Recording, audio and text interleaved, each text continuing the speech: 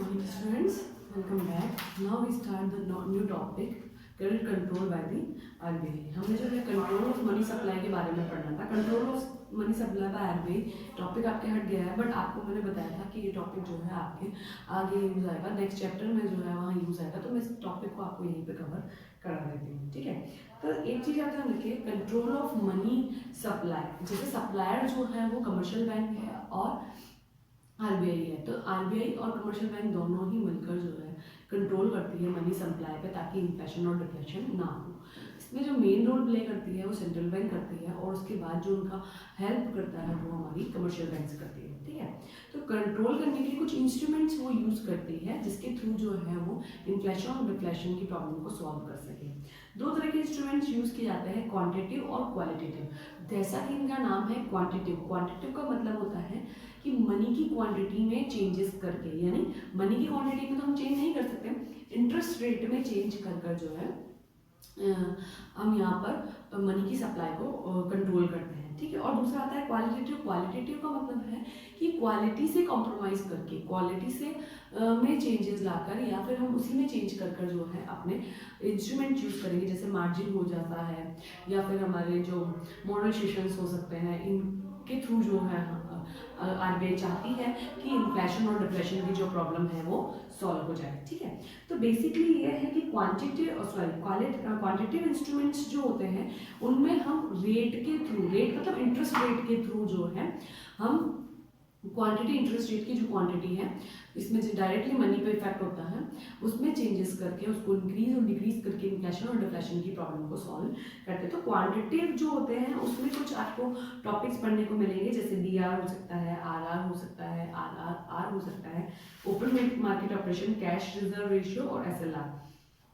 5 चीज़ें आपको, 6 चीज़ें यहाँ देखने को हमको मिलने वाली है. बेसिकली मैं आपको बताती हूँ कि बैंक रेट होती क्या है. बैंक रेट का मतलब ये होता है स्टूडेंट्स कि कमर्शियल बैंक को आरबीआई लोन प्रोवाइड करती है. मैंने आपको पहले भी बताया है कि कमर्शियल बैंक को भी लोन की नीड होती है. जैसे हमको नीड होती है तो हम कमर्शियल बैंक के पास जाते हैं. अगर कमर्शियल बैंक को अपने फाइनेंशियल क्राइसिस को दूर करने के लिए, या उनको किसी भी तरीके से कोई भी चीज़ की अगर पैसों की नीड है, तो वो लोन लेती है आरबीआई से. ठीक है, lender to the last resource हमने पढ़ा था, उसमें ही इस चीज़ के बारे में जिक्र किया गया था. ठीक है, तो यहाँ क्या सीन रहना है कि आपके जो आरबीआई के पास लोन लेने के लिए जाती है कमर्शियल बैंक, तो जिस इंटरेस्ट रेट पे आरबीआई कमर्शियल बैंक को लोन प्रोवाइड करती है, this is called bank rate. Bank rate क्या है?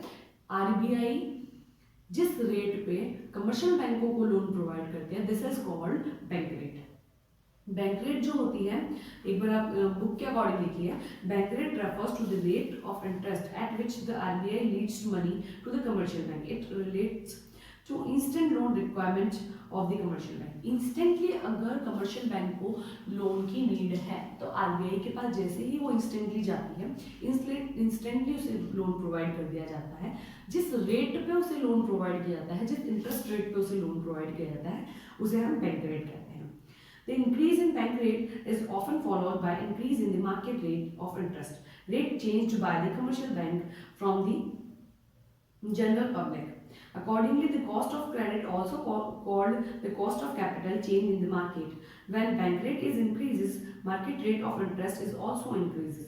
According to the cost of capital increases, this lower of demand for credit, and therefore the supply of money tends to fall. According to inflation is correct. On the other hand, when bank rate is decreased, market rate is interest is also decreased. Accordingly, the cost of capital decrease. This decreases demand for credit. Therefore, supply of money tends to rise. According deflation is correct. Basically मैंने आपको अभी भी बताया था कि हम inflation और deflation से लड़ने के लिए, या उस प्रॉब्लम को सॉल्व करने के लिए हम इन इंस्ट्रूमेंट्स को यूज़ करते हैं. तो बैंक रेट क्या है स्टूडेंट्स? कमर्शियल बैंक्स लोन लेती है, इंस्टेंटली लोन लेती है आरबीआई से, तो आरबीआई लोन प्रोवाइड करती है. बेसिकली अगर आरबीआई ने बहुत सारे लोन दे दिए कमर्शियल बैंक को, तो कमर्शियल बैंक क्या करेगी? जनता को लोन देगी उस पैसे से, और जनता को लोन लेने से क्या होगा? मार्केट में मनी का फ्लो इंक्रीज हो जाएगा. तो इसमें ये सीन रहता है कि अगर आपके जो है इन्फ्लेशन की स्थिति है, यानी इन्फ्लेशन अगर आपके चल रहा है, ऑलरेडी इन्फ्लेशन होता है, तो मनी की सप्लाई जो है वैसे भी इंक्रीज होती है। तो बेसिकली सबसे पहले हमको ये समझने की जरूरत है कि व्हाट इज इन्फ्लेशन, इन्फ्लेशन होता क्या है। देखिए, इन्फ्लेशन और डिफ्लेशन अगर हमको समझ में आ जाएगा तो आगे की सारी चीजें आपको समझ में आ जाएंगी। तो इन्फ्लेशन क्या है स्टूडेंट्स? इन्फ्लेशन में होता है money, supply of money increases in market. मैं आपको ये इसलिए बता रही हूँ बिकॉज अगर आपको ये नहीं समझ में आता इन्फ्लेशन और डिफ्लेशन क्या होता है, तो आपको पता है कि प्रॉब्लम क्या है, तभी आप सॉल्यूशन निकालेंगे। तो प्रॉब्लम्स के बारे में पहले हम पता लगाएंगे कि व्हाट इज इन्फ्लेशन और व्हाट इज डिफ्लेशन। इन्फ्लेशन जो होता है उसमें सप्लाई ऑफ मनी मार्केट में जो है वो एक्सेस हो जाती है। एक्सेस, एक्सेस के लिए मैंने अपर का साइन लगाया है, ये आपको अच्छे से पता है, ठीक है। सप्लाई ऑफ मनी इंक्रीज होने से क्या होता है, प्राइस इंक्रीजेज हो जाती है, प्राइस इंक्रीज हो जाएगी। बेसिकली आपके पास पैसा है तो प्राइस इंक्रीज होगी ही सही, क्योंकि आप हर एक चीज की डिमांड बढ़ाते हैं। आपने डिमांड बढ़ाई तो प्रोड्यूसर अपने प्रॉफिट को इंक्रीज करने के लिए क्या करता है, प्राइसेस इंक्रीज करता है। साथ ही साथ यहाँ मनी वैल्यू कम हो जाती है, बिकॉज हमारे पास कोई भी चीज अगर एक्स्ट्रा क्वांटिटी में अवेलेबल हो जाती है तो हमको उसकी कदर नहीं रहती, यानी हमारे को उसकी वैल्यू नहीं समझ में आती है। तो बेसिकली इन्फ्लेशन की सिचुएशन होती है, firstly supply of money increase हो जाती है आपकी मार्केट में, ठीक है। सेकेंडली प्राइस जो है वो इंक्रीज हो जाती है, बिकॉज सबके पास पैसा है तो प्रोड्यूसर को प्रॉफिट चाहिए, इसीलिए वो वहां पर प्राइसेस इंक्रीज करता है, और सबके पास पैसा है तो वो डिमांड भी बढ़ाता है। और थर्डली क्या होता है, मनी वैल्यू कम हो जाती है। मनी वैल्यू का मतलब जैसे कि मान लीजिए कि मेरे पास ड्रेसेस बहुत सारी है, तो मुझे एक ड्रेस की कदर नहीं होगी, बिकॉज बहुत सारी है, कोई सी भी उठाई पहन ली, उसके बाद वहाँ रख दी, ठीक है, नहीं उसको ढंग से रखा, ऐसा ही होता है साथ साथ। और अभी क्या होता है सीन कि अगर आपके पास 2 ड्रेसेस है तो उसको आप बहुत अच्छे से रखेंगे, ताकि जो है आपको नेक्स्ट टाइम यूज करने के लिए वो अवेलेबल हो जाए, ठीक है। वो और अगर आपको एग्जाम्पल्स का समझना है तो हम कहीं पर भी जो है, अगर हम खाना खा रहे हैं तो हमारे पास अगर 10 वेराइटीज जो है, तो हम उसको ना उसकी कदर नहीं करते। हमने ये भी खाया, थोड़ा सा खाया, ये वेस्ट कर दिया, ये थोड़ा सा खाया, ये वेस्ट कर दिया, इच्छा होती है उसमें से फिर अपने ओपिनियंस भी हम बहुत ही डिफरेंट डिफरेंट टाइप के रखते हैं। अगर हमारे पास एक ही चीज़ अवेलेबल है तो हम उसको पेट भर के खाना चाहेंगे और उसकी कदर भी होगी आपको। तो यहाँ पर भी यही सीन होता है कि अगर आपकी मार्केट में एक्सेस ऑफ मनी हो गई है तो हमको उसकी वैल्यू नहीं समझ में आती है, वैल्यूएशन कम हो जाती है। अब आप कहेंगे मनी की वैल्यूएशन कैसे कम हो जाएगी, तो बेसिकली आप जैसे 5 रुपए में अगर इतना सामान लाते थे तो अभी 5 रुपए में जो सामान आएगा वो इतना ही होगा, क्योंकि प्राइसेस इंक्रीज हो गई है।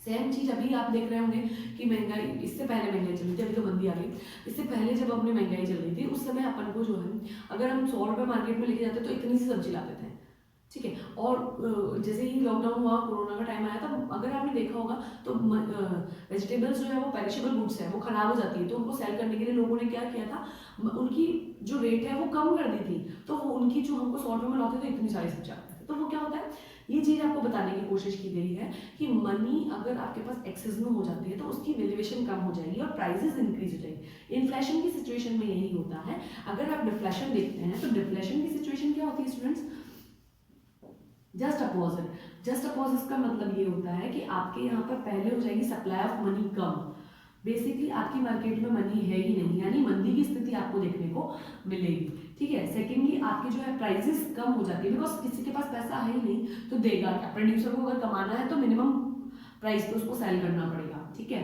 और अपना माल उसको निकालना है तो उसको मिनिमम प्राइस पे ही सेल करना पड़ेगा। यहाँ पर मनी की वैल्यूएशन बढ़ जाती है, बिकॉज हमारे पास कोई चीज़ कम क्वांटिटी में अवेलेबल होती है तो उसकी हमको कदर होगी, तो यहाँ पर जो होगा मनी की वैल्यूएशन बढ़ जाएगी। जस्ट अपोजिट तीनों केसेस अपोजिट कर दिए जाएंगे तो डिफ्लेशन आ जाएगा। इसको आप महंगाई कहते हैं, इन्फ्लेशन को, और डिफ्लेशन को आप मंदी कहते हैं। देखिए, डिफ्लेशन की सिचुएशन आपने देखा होगा, मार्केट सुस्त हो जा रहा है, सुस्त का मतलब सूना हो गया है, उसमें जो है आपको परचेजिंग पावर अगर आप देखें तो बहुत कम हो गई है। मनी मार्केट में जो प्रोड्यूसर्स हैं, जो सेल्समैन हैं, वो बहुत ही फ्री बैठे हैं। साथ ही साथ जो होता है कि यहाँ पर कस्टमर्स हमको नजर नहीं आ रहे, तो बहुत कम है जिनको बेसिक नीड की बहुत ही ज़्यादा नीड है, वो ही परचेजिंग कर पाते हैं, बिकॉज मनी हमारे पास अवेलेबल नहीं होती।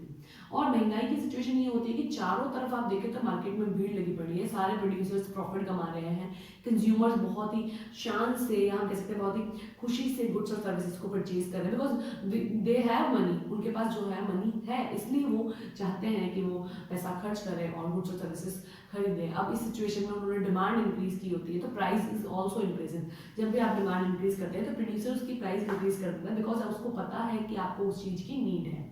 समझ में आया? तो अगर आपको इन्फ्लेशन इम्प्रेशन समझ में नहीं आएगा तो आपको आगे बढ़ने में बहुत प्रॉब्लम होगी, ठीक है। इसके बाद अब ये जो दोनों प्रॉब्लम आती है, महंगाई हमारी कह सकते हैं कि एक बार एक लिमिट तक जो है इकोनॉमी सहन कर सकती है, बट मंदी वो बिल्कुल भी सहन नहीं कर सकती। बिकॉज आप देखेंगे तो मार्केट का सुस्त होने का मतलब है इकोनॉमी का डाउनफॉल में जाना, और वो पॉसिबल नहीं है। यहाँ हम कह सकते हैं इन्फ्लेशन में जो इकोनॉमी है वो ग्रोथ करती है, बट एक लिमिट तक ग्रोथ पॉसिबल अच्छी लगती है, इसके बाद हम इसको भी सहन नहीं कर सकते। तो ये वाली स्थिति अच्छी तो होती है बट एक लिमिट तक, और वो वाली जो है वो कभी अच्छी होती ही नहीं है। डाउनफॉल्स